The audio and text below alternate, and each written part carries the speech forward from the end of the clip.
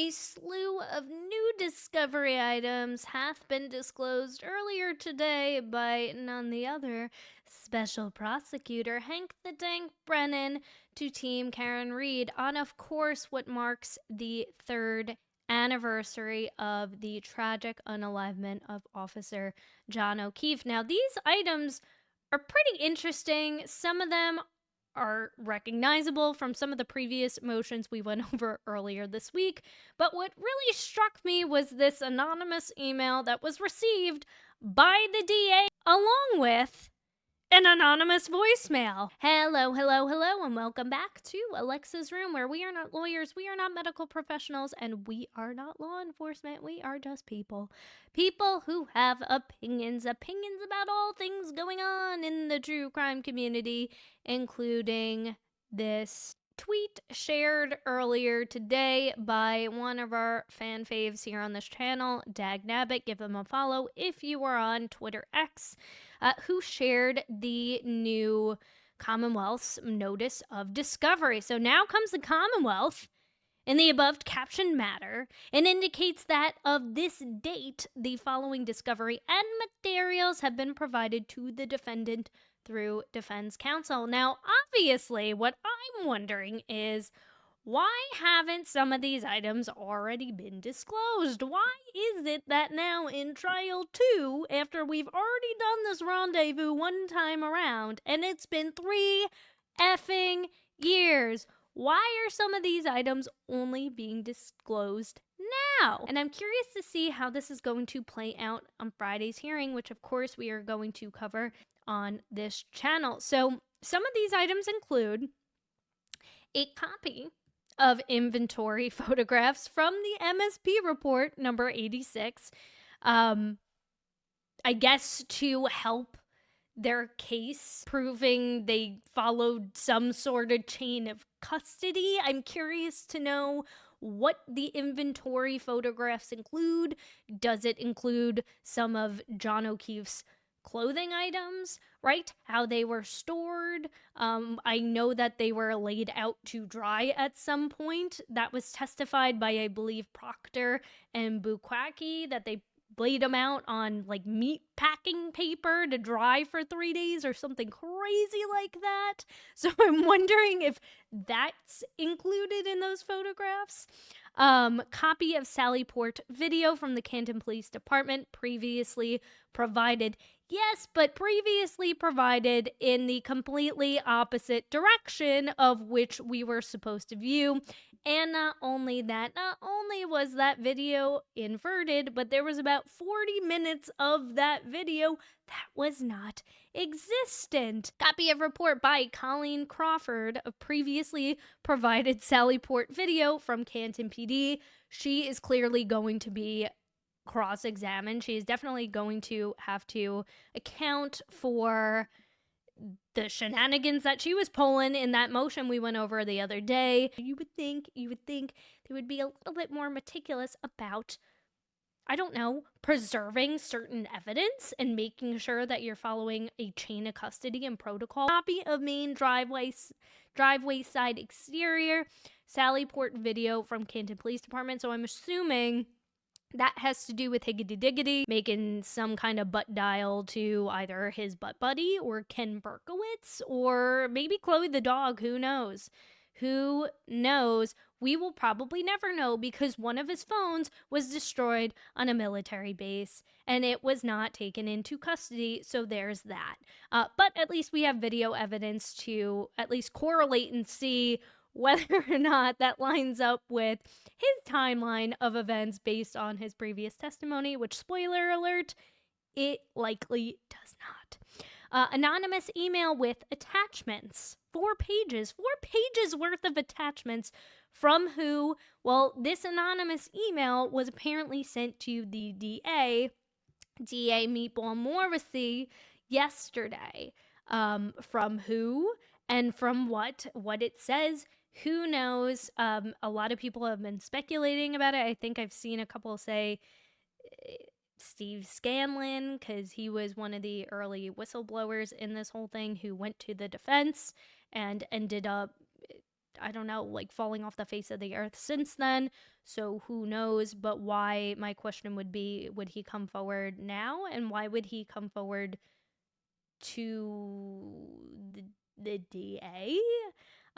Based on, I don't know, it just doesn't make sense to me based on the fact that you previously approached David Gannetti. So I'm not exactly sure what that's about. Other people have speculated it could be from a content creator on YouTube, which would not be surprising in the least. A copy of report from Dr. Crosby, not to be confused by Mr. White Christmas, Bing Crosby, which is 25 pages long. A copy of report by Ian Sniffen of Officer John O'Keefe's phone, which is 90 pages long. I'm assuming it's the same report that he provided in the first trial. And then an anonymous voicemail. Also, I'm assuming sent to Meatball? I mean, I'm very curious. I'm very intrigued. And I think we're just going to have to wait with bated breath until Friday's hearing, which of course we'll be covering here on this channel. Now, there was a lot that happened this week, y'all. This is just what came up in my feed earlier today. So again, thank you, Dagnabbit. Make sure you give him a follow if you are on the Twitter X-sphere. But I also wanted to go over the Richard Green affidavit. So we got the Boston Globe here. This was published yesterday about the opposition that Team Karen Reed filed to the prosecution's motion to essentially exclude every single expert that the defense is looking to call. So Richard Green, a digital forensics expert, testified that the prosecution witness, Jennifer McCabe, made Google searches on her phone about dying in the cold shortly before 2:30 on the morning of Boston police officer John O'Keefe's death, which again, to remind you, this is the 3rd anniversary to the date. And that the device showed data deletions around the same time. So prosecutors say that Green misinterpreted the data and called their own experts at trial who said, and by experts they mean Ian Whiffen, who was essentially following some kind of poor man's info product commercial script for this weird, bizarre software, I guess, add-on that he created within Celebrate. Like, he works for Celebrate, but he also has his own software that I wouldn't be surprised in trial 2 if, like, on the bottom of Court TV's screen there was a little affiliate link with an affiliate code because he gets some kind of commission. Because I can't fathom, I can't wrap my head around the fact as to why he would go so hard for Jen McCabe. I just don't. But anyways, and Nick Guarino, of course, too, the guy who missed 32,000 messages between Matthew Farwell and Sandra Birchmore. Oh yeah, we didn't forget about that one. And you can bet your sweet bottom dollar that neither did Team Karen Reed, but I digress. Who said they were certain those searches weren't made until some 4 hours later, corroborating McCabe's prior testimony. So this is from the actual motion. It's completely inexplicable, says Team Karen Reed, how the Commonwealth can now challenge the methodology of Richard Green, whose methodology is the same as, and then more comprehensive than, the proffered experts offered by the Commonwealth. Yes, better than Nick Guarino, who was, a traffic cop and then promoted to digital forensics expert for the state police. Reed's lawyers said prosecutors are inching closer to the danger zone of legal tyranny by trying to keep Green from offering his opinions a second time. Exactly. It just seems like you're trying to stop her from putting together any sort of defense for herself, period, end of story. And last time I checked, this is the United States of America, where we are allowed to defend ourselves, and we are innocent until proven guilty. That's last time I checked. That's how the law worked here in this country. So if you're new, just to recap, Jennifer McCabe was at Brian Albert's home that night. She testified at the first trial that she entered the terms "how long T.I. die in" CKLD, and then House Long to Die in Cold shortly after 6:20 a.m. at Reed's request. So there's a lot of video clips of her testimony where she's saying, yeah, Karen was like freaking out because John's dying on the front lawn of the house that you were just hanging out in, and she's trying to make sense of what the heck happened. She's trying to save his life, and for some reason, in the middle of all of that, in the middle of Karen Reed trying to resuscitate her boyfriend, she yells out to Jen McCabe, Google how long to die in cold. How long does it take to die in cold? Like, give me a freaking break. Give me a break. After the woman had returned to the residence and Reed found O'Keefe lying unconscious in the snow. But Rick Green, Betch, however, testified that he found a search for House Long to Die in Cold on McCabe's phone at 2:27 a.m., so not 6:20 a.m. Now, there were those searches, yes, later on at that 6:20 a.m. marker. So, but there was definitely one at 2:27. And you know what? Guess who wasn't Googling House Long to Die in Cold at 2:27 a.m. in the morning? Let me give you a wild guess. Karen Reed. Karen Reed wasn't Googling House Long to Die in Cold at 2:27, but Jen McCabe was. The search was first stored in a temporary WAL file on the device, he said. Records indicated that the search was in a deleted state, he said. He said the tab's full internet history could not be recovered.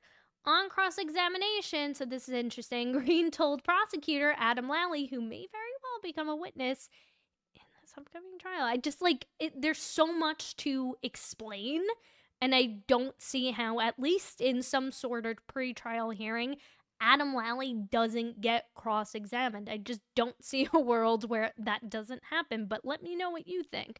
That in addition to the hypothermia search, he detected searches for a Raining Men song and for a youth sports program marked around the same time. McCabe had testified that she was making searches related to youth sports around 2:30 a.m. before she went to bed, looking up, I think, like basketball team scores for her kid's high school, etc. In their motion, prosecutors said that the government experts from the it just makes it sound more official than it really is. You mean Nick Garina, right? And Jessica Hyde and the guy from Alberta. From the digital forensic firm, Celebrate, Ian Whiffen and Jessica Hyde contradicted Green's assessment on the stand. Whiffen said he had absolute certainty that the Google searches were performed shortly after 6:20 a.m., while Hyde told jurors the Safari browser on McCabe's phone was initially searching for a youth sports league, and that the same tab was used 4 hours later for Dying in the Cold, prosecutors said. But not for House Long to Die in Cold. That was in a separate tab. In its motion on Tuesday, Reed's lawyers alleged that the Celebrate, after the first trial, completely rid itself of the 2:27 and 40 milliseconds, I guess that is, a.m. search artifact that is incredibly inconvenient to the case of the Commonwealth. So, in other words, Ian Whiffen, which we're going to come to find, according to Rick Green, Betch, Ian Whiffen used one version of Celebrate for the first trial, right? And his magical software that nobody understood what the heck he was talking about or showing. Rick Green used the same version of Celebrate. Post-trial one, Ian Whiffen was like, hey, remember when I told you that Google search at 2:27 a.m. was not going to exist or show up with this new version? Well, guess what? It's true. Look, it's magically disappeared. So Rick Green was like, hey, okay, well, let me use other tools and softwares to see if I can find it, and other versions that you used for the first trial and compiling evidence for the first trial in the case against Karen Reed, because that is what is freaking relevant, right? Right? Okay, cool. So, Reed's lawyer said it appeared that Whiffen, whom they described as a law enforcement-centric consultant, went back to his company to have its researchers perform further updates to its physical analyzer program such that the artifact containing the 2:27:40 a.m. timestamp has now suddenly disappeared from all Sallyport programs. Yes.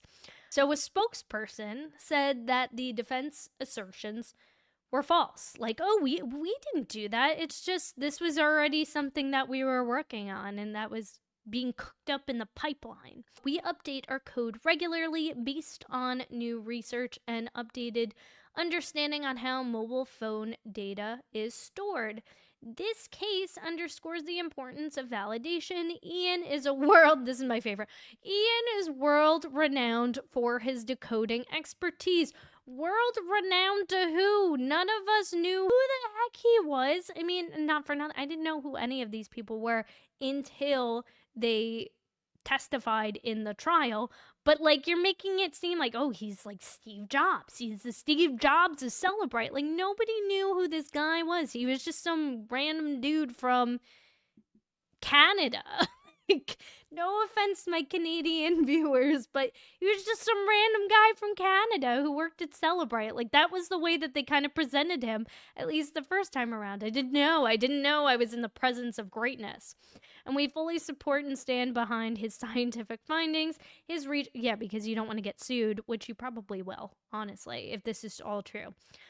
His research and methodology for the testing in this specific case was also verified by third-party certified digital forensic examiners. Who are those other digital forensic examiners? Do you mean Jessica Hyde?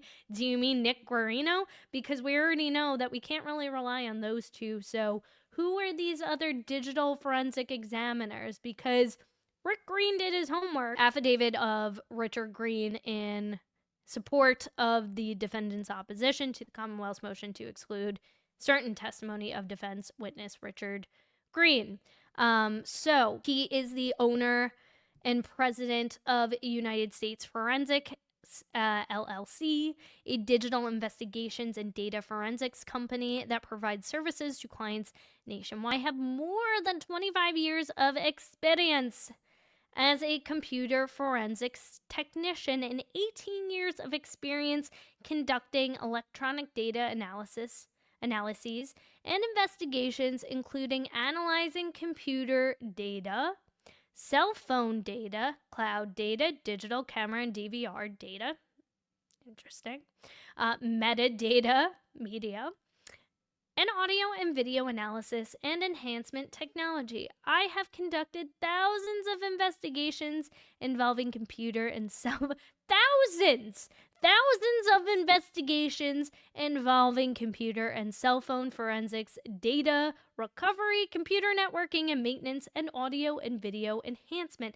Now, imagine if he was able to enhance that Sallyport video. My services have been retained by numerous attorneys across the country in both civil and criminal cases, offices of the public defender, and law enforcement agencies. So he's like, I got receipts. Like, if you don't believe that I'm an expert in this field, then let me drop some. I've been qualified in these states and federal courts throughout the nation, including California, Florida, Michigan, Canada, Kentucky, North Carolina, Ohio, and Massachusetts. He's Rick Green, bitch. He obtained an associate's degree in digital forensics and computer investigations from St. Petersburg College. He's certified in computer examination with the International Association of Computer Forensics Examiners, which is a globally recognized certification in the field of computer forensics and requires continuing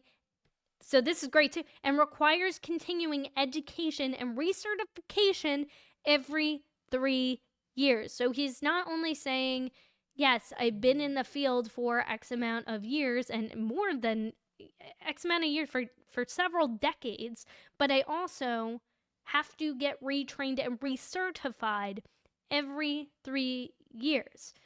And that, again, it just kind of seems so similar to the way that they were trying to attack Dr. Marie Russell's credibility as well, too. Like, here's my laundry list of credentials. I mean, I could name everything, but we might be here all day, and I feel like that's exactly what's going to happen during this hearing.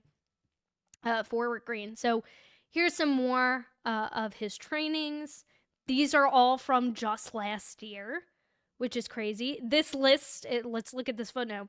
This list is not inclusive of many of the web training sources that I follow on a continual basis. So he's like, yes, in my free time for fun, I also do additional web training because I'm a nerd and this is what I do for fun. And yes, for a living as well too, but I actually love what I do. And the list goes on. Body-worn cameras. Yeah, why wasn't there any body cam footage? You had no problem rolling up to arrest Turtle Boy with all the body cam, dash cam footage possible, right? We all saw the videos, but then when it comes to rolling up on a crime scene involving not only one, but several police officers and law enforcement officers, no body cam footage to be found. Can you explain that? But he's done it all. Surfing with Safari profiles, mobile forensics images, getting the right data. And this is all in 2024 right here. This is 2023. And the list goes on. This is 2022. Cybersecurity, digital investigations, Apple AirTag, that's interesting. Working with criminal defense teams. Digital forensics role in e-discovery, detection and mitigation of anti-forensics. So, I mean, he's got a boatload of training and certification. All right, so USF was initially provided with a Sallyport UFED report prepared by Trooper Nicholas Garino with the Massachusetts State Police, which was labeled as a full file system extraction of an iPhone 11. Belonging to Jennifer McCabe. In the initial report, so again, this is from Richard Green. In the initial report prepared by Trooper Garino, the 2:27 a.m. search for how long to die in cold did not appear. Recognizing that this report was not the best evidence, shots fired, I personally requested the image file because remember, as we just went over a few minutes ago, he's got certifications in stuff like that. For the phone in question, which I had reason to believe was produced using the Gray Key product based on the naming convention contained within the Sallyport report. I subsequently received a USB drive containing a forensic image of the iPhone 11, described as J. McCabe, belonging to Jennifer McCabe, which was forensically imaged by the Massachusetts State Police using a tool known as Gray Key. The USB drive containing the forensic image was sent to USF by Assistant District Attorney ADA Lally with the Norfolk County District Attorney's Office by way of Trooper Garino with the Massachusetts State Police. Upon receipt, the USB containing the image of Jen McCabe's cell phone was assigned an internal evidence number with USF evidence number yada yada. Notably, the USB drive containing the forensic image of Jennifer McCabe's cell phone failed to include the associated documentation containing the hash value, which, why is this important? Well, it's a well-known mechanism used to validate the data and ensure that it has not changed or otherwise been manipulated. In other words, if you don't have the hash value, then we can't prove whether or not you effed around with this thing or not. Which we're going to come to find out that it's very possible that they did.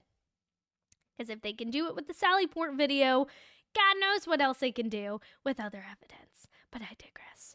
USF was eventually provided with a PDF containing the purported hash value. But why wasn't this included right off the get? And the value listed within that PDF matched the Gray Key image file of the cell phone in question. After obtaining the full file system extraction of the data contained on Jennifer McCabe's iPhone 11, the data images were processed and reviewed with Sallyport Physical Analyzer v7.61.0.12 and Axiom Forensics v6.11. Opinion. So he's saying, this is the version I used of Celebrite. This is the version of Axiom I used. Opinion number 1. It's my opinion that the user of Jennifer McCabe's cell phone searched "How Long to Die in Cold" at or before 2:27:40 a.m. So now we're getting even more specific now with the time. In my professional experience, an analysis of a device's internet search history often gives valuable clues as to the user's intent or knowledge surrounding an incident. So now he's saying, why would somebody, in my opinion, search "How Long to Die in Cold" unless they had some sort of knowledge or connection to the crime that is being investigated? In my experience, because, I've testified in criminal and federal courts and civil cases, worked with other defense teams doing the same exact thing, and based on that, this is the conclusion I can come to, in my opinion. Seems pretty reasonable for most normal thinking humans. I conducted a review of the search history information obtained from Jennifer McCabe's iPhone 11 and observed the following significant artifact from the morning in question, as reported by Sallyport Physical Analyzer. What version?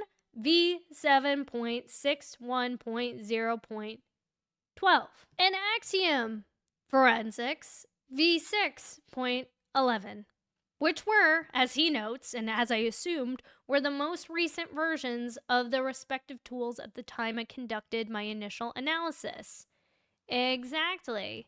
So obviously, if there was an even newer version, which there allegedly is now, he would have used the newest version available, because obviously you don't want some outdated piece of software to use. You want to use the most accurate and up-to-date version of whatever you're using to conduct your analysis. It makes sense. So the search term, "How Long to Die in Cold," last viewed date and time, 1/29/22, 2:27:40 a.m. This is a URL. Source, Safari suspended state tab. State deleted. Type wall. Seems pretty self-explanatory to me, right? She deleted it. There's no way around it. It is what it is. The science, the forensic science doesn't lie. It just is what it is. Celebrite processing. In Celebrite Physical Analyzer v761.0.12, the 2:27:40 a.m. "How Long to Die in Cold" search not only showed up in the web history, but Celebrite further refined the results and included it in the searched items artifact section. Exactly. So as you can see, scrolling back up, it's in the search term history as well too. It's not only in all this other stuff that goes way beyond my level of knowledge and expertise, right? But it also comes up in the actual search term. So I'm assuming, hey, you're on Google and you look up, like me, spoilers for Coronation Street next week, which I ashamedly had looked up multiple times in one day, more than I would like to admit.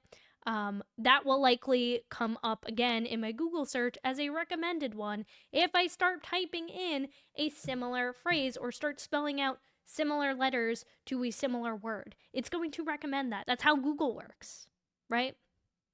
Jen McCabe knows this. It was marked as deleted. It was marked as a deleted record with an adjusted last viewed timestamp of January 29th, 2022 at 2:27:40 a.m. UTC-5, noting the inconsistencies in Celebrite's reporting between the UFED report generated by v7.53.0.29 and Celebrite's Physical Analyzer v7, so the same version he used. So he contacted them. He was like, all right, well, let me look into this. If you're saying, hey, it's not going to show up with this new version, let me talk to your support team and see what's going on. So he hits them up and asks if they can provide additional information about the artifact. Celebrite says, They believe the artifact was reliable and that there is no issues had been brought to their attention. Meaning, yes, you are correct, sir, you are the father. So on April 22nd, 2024, which was after the trial already began, the Commonwealth's expert, Ian Whiffen, emails him, which nobody knew. Nobody knew anything about this, but Ian Whiffen, the Commonwealth's expert, slides into his inbox, Morrissey style, and says, hey, Rick, the last visited time shown will be getting removed. Not even it has been removed, and you're understanding the data wrong, and you're using the software wrong, but it will be, speaking in future tense, getting removed from the artifact in the next available version of Physical Analyzer 7.69/10.2.1.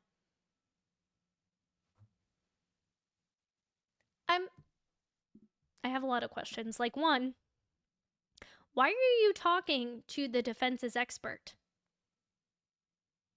Like, during the trial? And, like, why are you talking to them, period? Why aren't you talking to, I don't know, the Commonwealth and their experts? Jessica Hyde, Nick Garino, helping to further enlighten on these updates? Care to explain further, my good man, Sir Ian Whiffen? Okay. After the start of the trial, in this case, in late May of 2024, Sallyport, so a month after, Sallyport releases this new version, which removed the 2:27 a.m., which seems a little funny. So did you design this physical analyzer specifically to remove that 2:27 a.m. timestamp?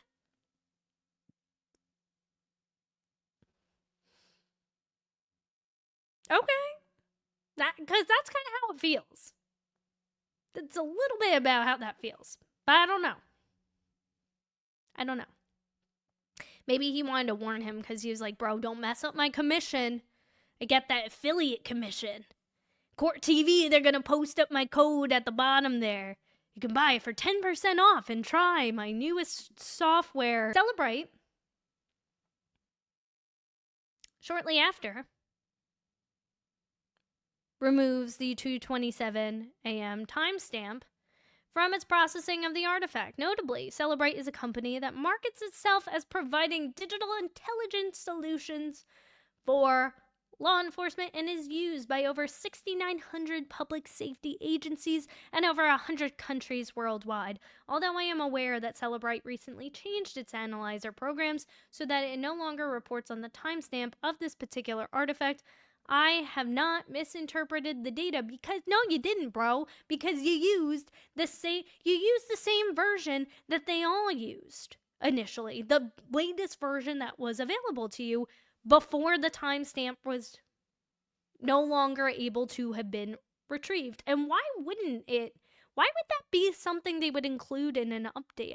I'm so confused about that. And you would think that the timestamp of certain searches for any case, right, especially criminal cases, would be extremely important and useful for not only defending a client, but also for prosecuting a case as well too. It could totally narrow down timelines, right? So why, I just don't understand, why would that become a new updated feature? I just have so many questions. Why wouldn't they want to report on that?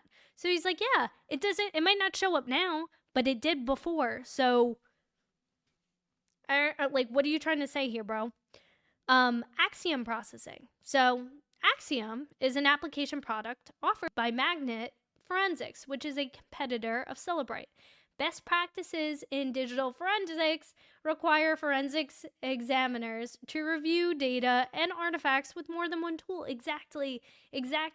Therefore, I also processed the image of Jennifer McCabe's iPhone using Axiom version 6.11.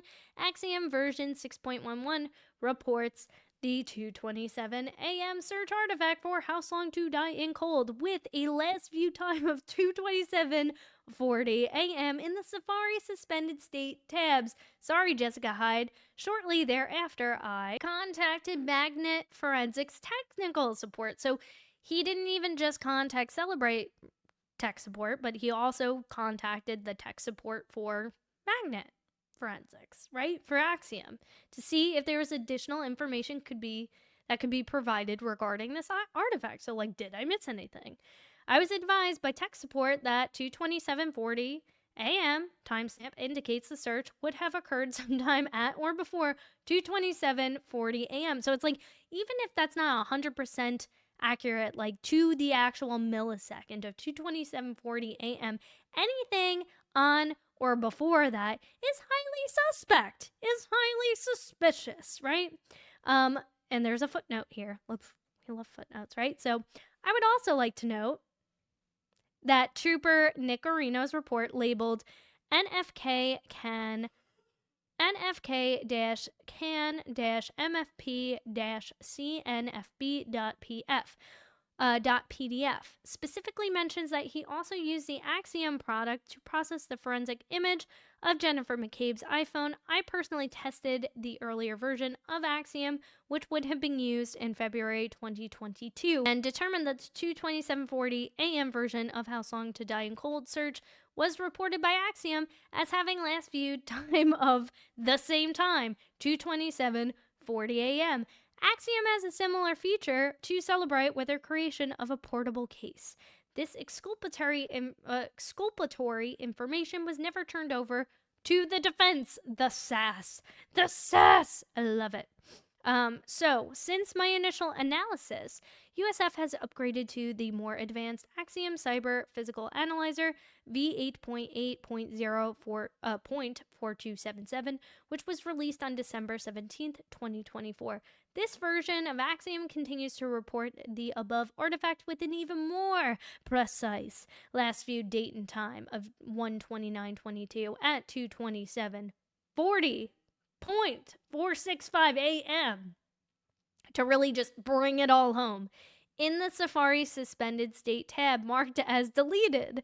Moreover, Axiom's user manual describes this artifact as follows. Safari suspended state tabs, last interaction, date, and time. So in case you didn't know what that meant, because I certainly didn't, that's what that means, as the date and time of the current tabs state when it was last interacted with on the local device. This date and time will reflect when the user has last interacted with this tab in Safari, or if the tab auto-refreshed on the local device only, in order to validate this timestamp. I looked at numerous examples of web sessions on Jen McCabe's device, including URLs containing Raining Men, CantonMA.org, HockamockSports.com, and EasternBank.com. In all of these instances, the browser state.db entry appears at the end of the session. This is consistent with how Magnet describes this artifact. So, in other words, in layman's term, he didn't just do the How Long to Die in Cold search. He did multiple searches that she had searched for and interacted with before, like an expert would. Did Nick Areno do that? Likely not.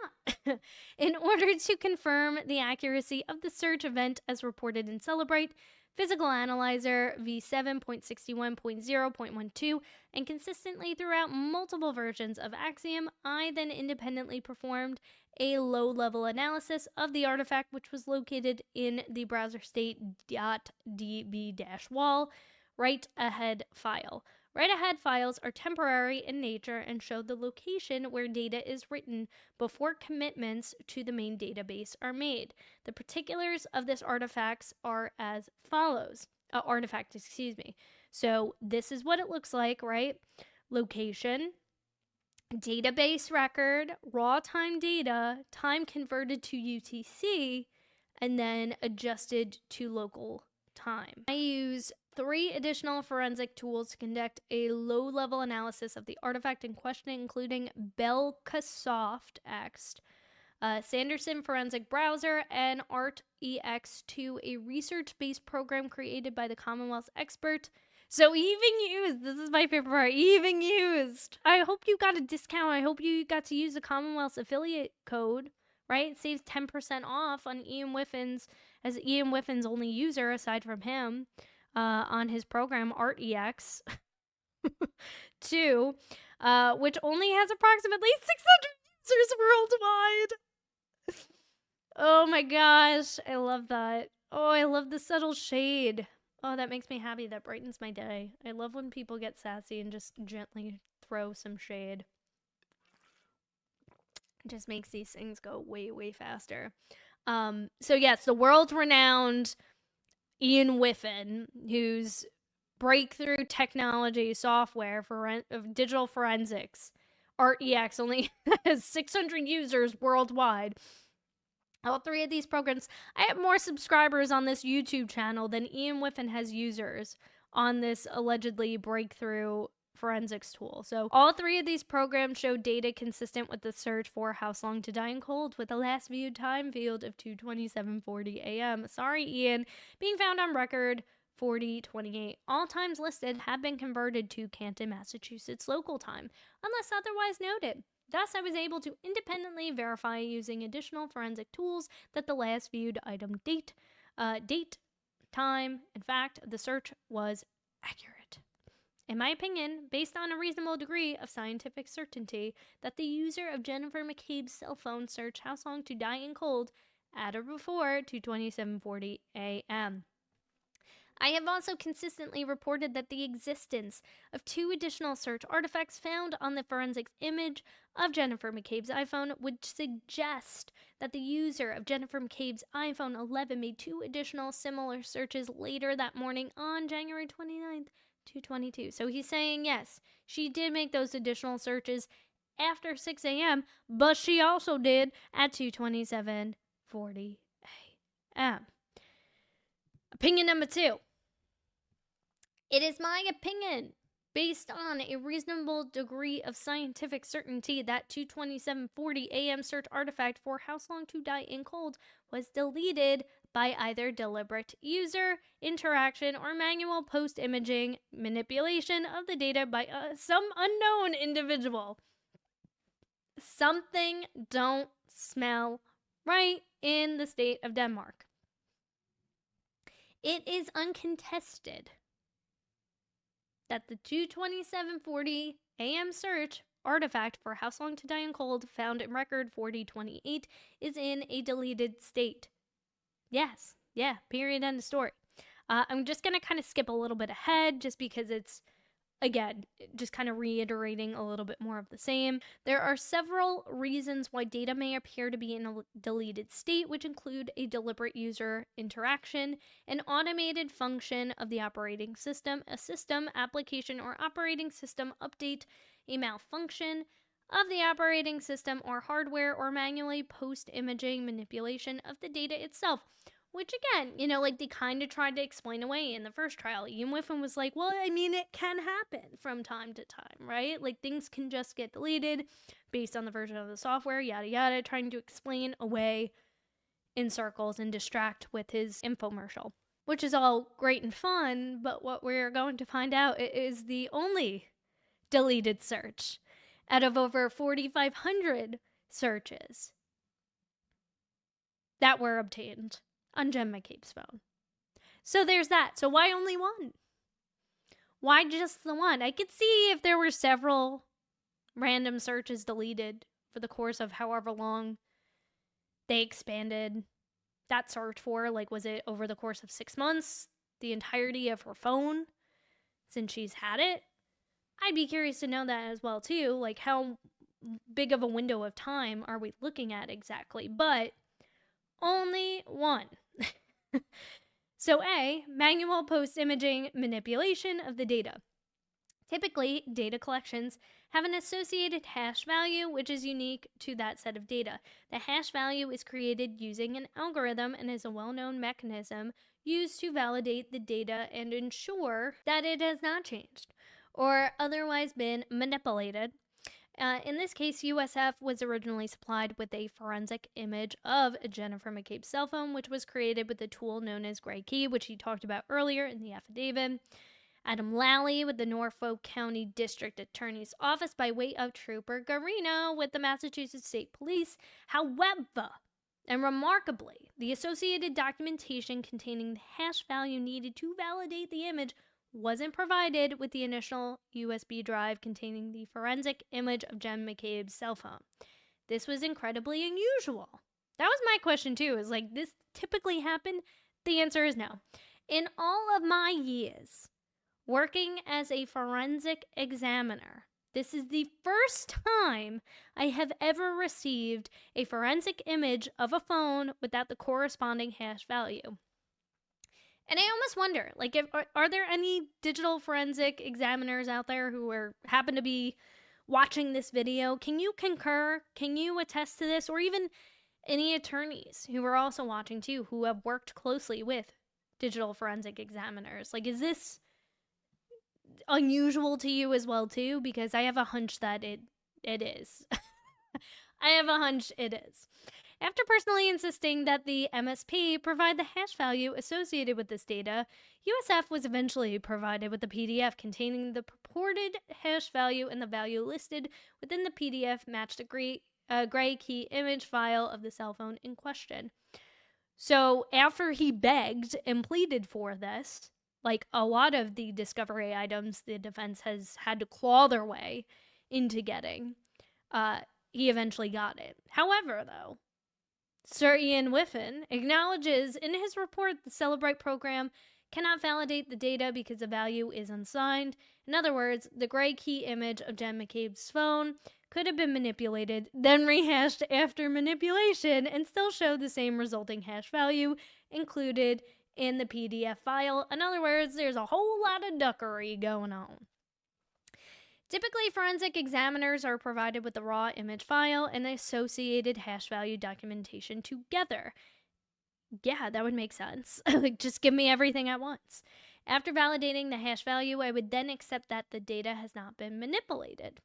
Here, however, the hash documentation was not provided with the raw image of the cell phone. Instead, it was withheld from the defense. I love how he says that. Not even withheld from me, from the defense. As a forensic examiner, having received hundreds, more than 600, I assure you, Ian Whiffen, of image phones over the course of my decades-long career, this was unprecedented. Ooh, give it to him.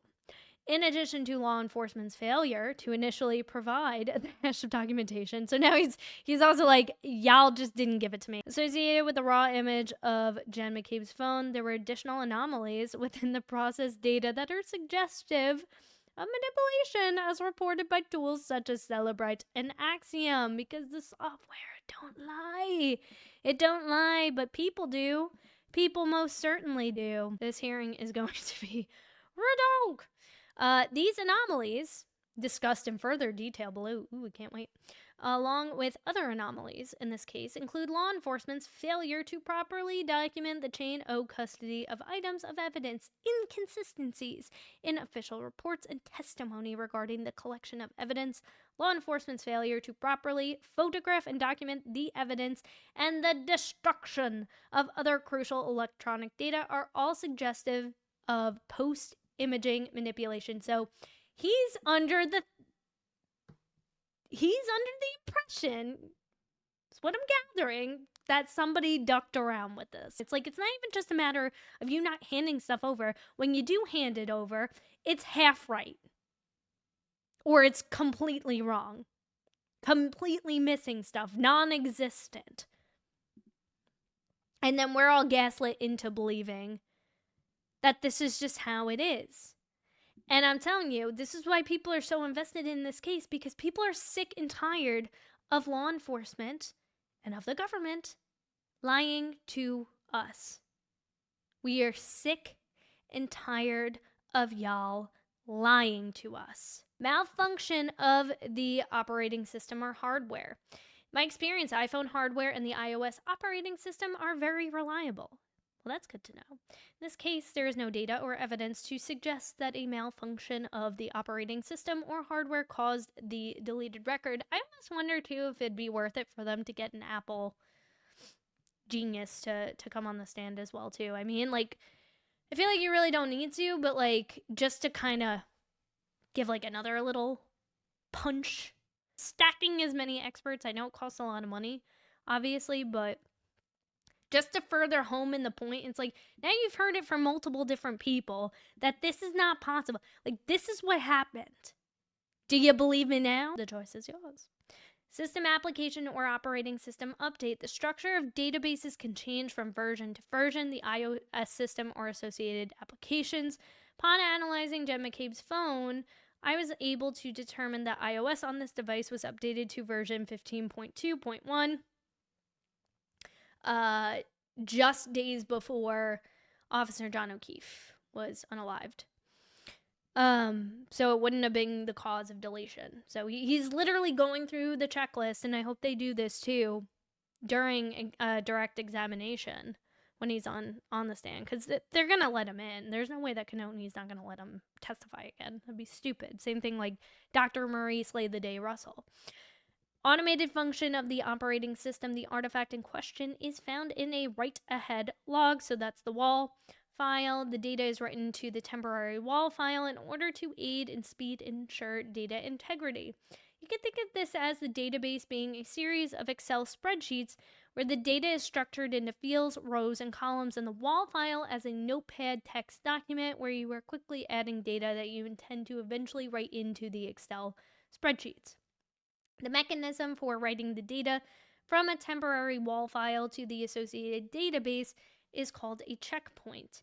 Here, with regard to the 2:27:40 a.m. House Long to Die in Cold wall file at issue, the data establishes that the last checkpoint occurred on 1/28/2022 at 7:39:03 a.m. Therefore, the deleted state of the 4028 record is not a function of the wall file being written to the database because the last checkpoint occurred before. I am aware of no internal mechanism for spontaneous record deletion. So I'm almost wondering too, like, was Jen McCabe even the one to delete it? To delete it from her phone, or was somebody else? Like, was it? I'm also curious too, like, how under the table was she? Like, they were all drinking that night, right? So I would have loved to know, like, how intoxicated was she? Would she have remembered making that Google search at 2:27 a.m.? I don't know. Enough to be like, oh, I should delete this immediately? Or was that after the fact by somebody else, right? Or did she delete it and then somebody who is digitally, forensically inclined went in and double deleted it? I don't know. But Sir Ian Whiffen similarly concedes in his report that he is unaware of any internal mechanism for record deletion, which they talked a lot about extensively in the trial. Deliberate user interaction. As stated above, there is no internal field within the browser state.db database to indicate whether the artifact in question was user deleted, i.e. a column labeled deleted, with a corresponding entry of yes or no. No such field exists, yada yada. So he's like, that's not it. My forensic analysis of the image of Jen McCabe's cell phone uncovered numerous anomalies or unusual deviations from what is standard, normal, or expected in a typical case. So here's what he's got to say. The first one, the most up-to-date version of Sallyport reports 4,560 searches, with only one being marked as deleted. The only search marked as deleted in the most up-to-date version of Sallyport is the House Long to Die in Cold. I should play the Powerball with those odds. Only one, and it happens to be that search, not the one for hockamocksports.com, Jen, but House Long to Die in Cold. So that's the first anomaly. It strongly suggests that this search was targeted for deletion. I hope he says exactly like that when he is being cross-examined by Hank the Tank.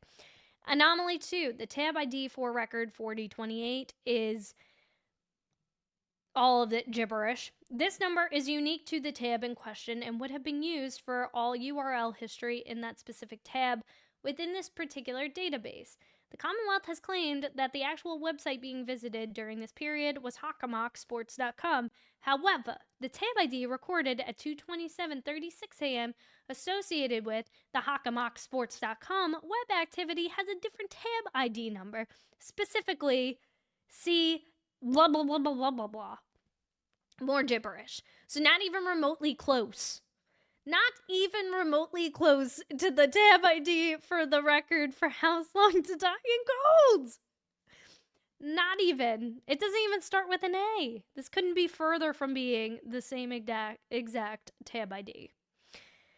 Thus, the records in question clearly establish. I think it'd be helpful too if they pull it up and just really spell it out in clear layman's terms, saying this line of gibberish doesn't match this line of gibberish.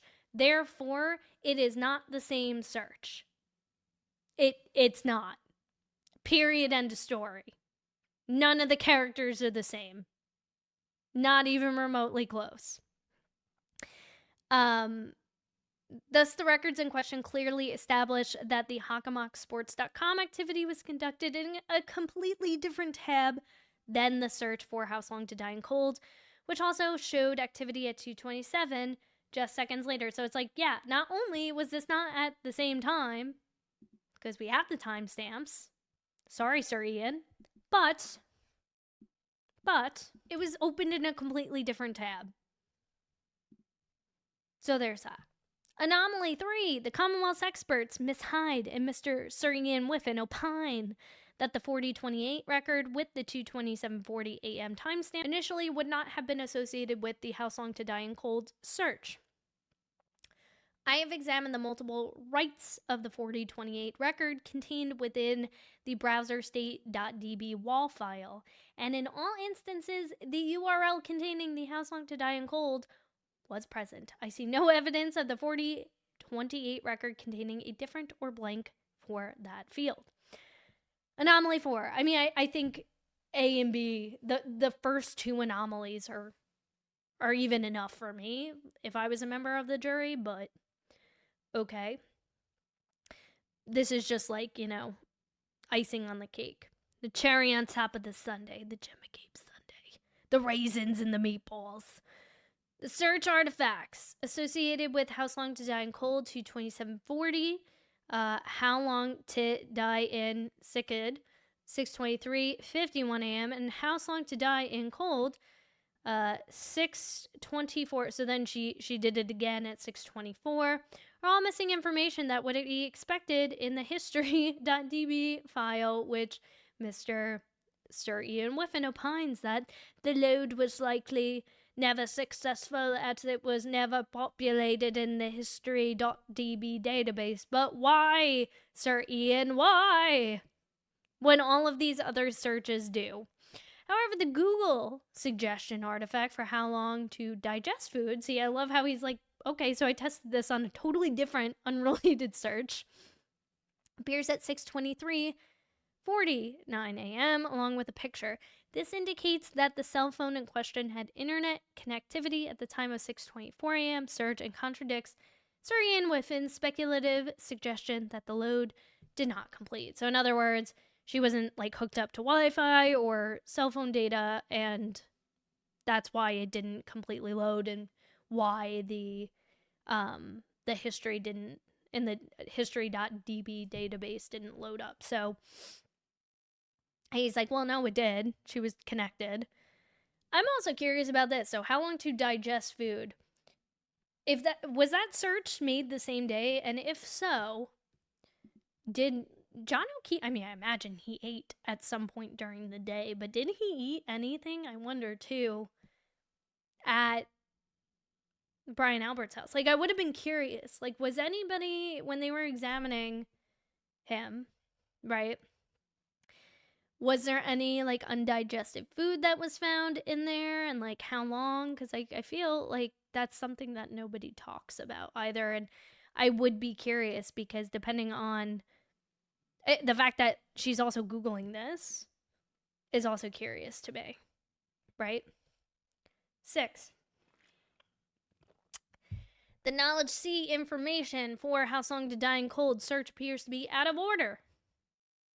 Knowledge C artifacts typically run a few seconds after the event in question. For example, the plist time for How Long to Die in Sikid, recorded at 6:23:51, has a corresponding Knowledge C time entry of 6:23:57 a.m., so 6 seconds later. Typically, the Knowledge C artifact appears after the plist entry. However, the 6:24:18 a.m. plist entry for How Long to Die in Cold is followed by a Knowledge C time of 6:24:24 a.m. For How Long to Die in Sikid. The corresponding Knowledge C entry for How Long to Die in Cold does not show up until hours later. So here he's saying, like, 6 seconds later, and all of a sudden, for that exact time that was deleted, what was just proven to have been deleted, doesn't show up until 10:33. That's unusual and deviates from what is typically observed. Exactly. Anomaly 7. Trooper Garino, April 24, 2023. His report shows that he took custody, so this is interesting. We're going to jump on over to his testimony in a second, of the phone on February 2nd, 2022, so just a couple of days after Officer John O'Keefe was unalived, at 12:08 p.m. However, the gray key log indicates that the device was not accessed for imaging until 2 hours later on the same day. Why? But why, you ask? Why wait? How long did you wait? Why did you wait 2 hours, Nicholas? So locally at 2:25 p.m. I mean, maybe you were on a lunch break. Who knows? That is lunchtime. You can get really speculative with that, but I mean, when you add all this stuff up, it don't look good, right? The report also indicates he was given the password to the phone.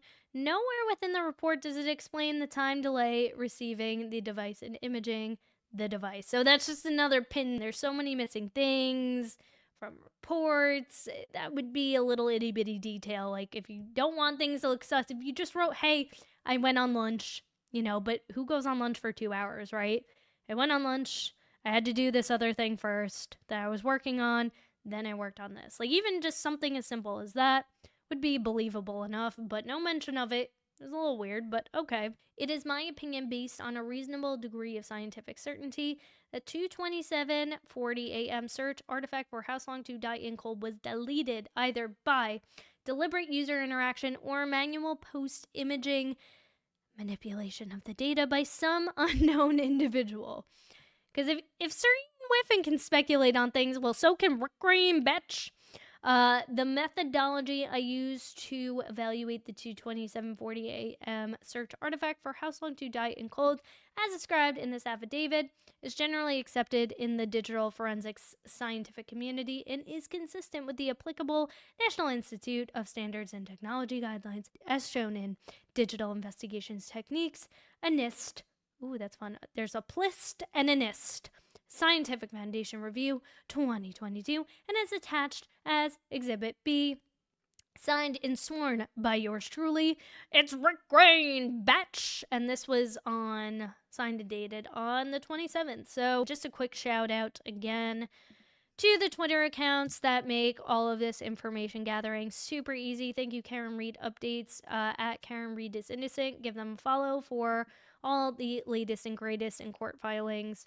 They're super duper consistent and always on top of it, so appreciate you. Thanks for sharing, for the world to see what a mockery the Commonwealth is making of people's intelligence, man. So there's a lot that we're gonna be definitely gabbing about on Friday. So if you want to stay up to date with the latest in this case, the Karen Reed case, as well as any other cases going on in the true crime community that pique my interest, but also yours too, Please hit the subscribe button. Make sure you hit that notification bell so you don't miss the next video from me. And make sure you hit that like button because that tells the algorithm that this is newsworthy news, and it is. It is newsworthy news, and I just want to take a moment to this man right here, Officer John O'Keefe. You know, the trolls can say all they want, stamp their feet and yell about, you know, how it's not about him. We've lost sight about, you know, what this is really all about, but you know, as it's been said before by many others, justice for Karen Read is justice for Officer John O'Keefe, because all we're trying to do is just find out the truth. And it seems like the Commonwealth of Massachusetts is not interested in finding out the truth and who really is responsible and should be held responsible for the unaliving of Officer John O'Keefe. Like I said, it's been 3 years to this date. His niece, his nephew are able to, you know, finally find out the truth, find some peace, move on as best they can.